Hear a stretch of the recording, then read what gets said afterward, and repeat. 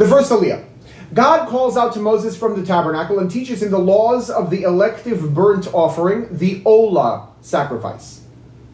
When we take a look at a Torah scroll, doesn't matter whether it's one more in the Ashkenazi side of things, or Sephardi, or Yemenite, or whatever, the basic look of the Torah, and certainly the look of the writing, is going to be pretty much the same.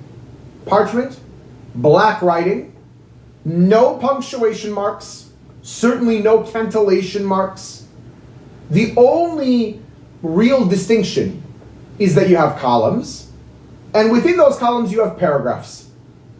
That's pretty much it. There are certain parts of the Torah that are written in a particular fashion, the Song of the Sea, for example, or Hazinu, but that aside, practically you're basically looking at a sea of black writing. In as much as it is a sea of black writing, you really don't have any deviation or variation in font. There's no capitalization, for example, or anything along those lines in the actual Torah scroll. But once in a while, here and there, with basically no rhyme or reason, certain letters are written either larger than the rest or smaller than the rest.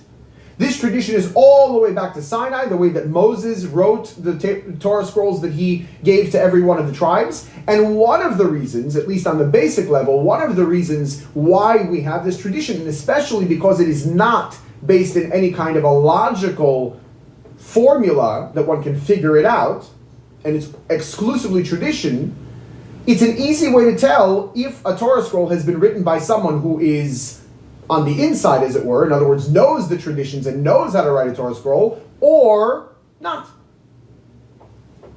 On a deeper level, however, each particular instance of a letter being either larger or smaller, and this, by the way, continues throughout the whole of Tanakh, not only in the 5 books of Moses, is a lesson in and of itself. Each one is a case and a lesson in and of itself. In our Torah portion, in our book, we begin with the word Vayikra, and he called, where God calls to Moses. The word Vayikra is written with an Alef at the end, but in this case the Alef is smaller than the rest of the font. And that's the case again universally. Ashkenazi, Sephardi, whatever. Each particular variation along these lines has to be for a reason. And so it's explained that the Alef has a particular message based on its shape. In fact, our sages tell us that every single one of the letters, based on its shape, has a particular mode of effluence. God's energy, as it were, God's wisdom, whatever you want to term it, comes down into the world and into the Torah in different ways based on the shape of the way you write each particular letter that you find in a particular word, that you find in a particular verse in the Torah. The Alef consists of 3 parts. The way that you write an Alef, if you're writing a Torah scroll or a tefillin or a mezuzah, is that you make a Yud on top, you make a Yud on the bottom, and there are different opinions as to how you do that, but nevertheless, a Yud on the bottom. And what connects them is a Vav, a line. That's how you write an Alef. The Yud on top, being the essential kind of point of a letter, is the essence of God. The Yud on the bottom is also essence, except that it's God's essence as it is in the person, a neshama, a soul.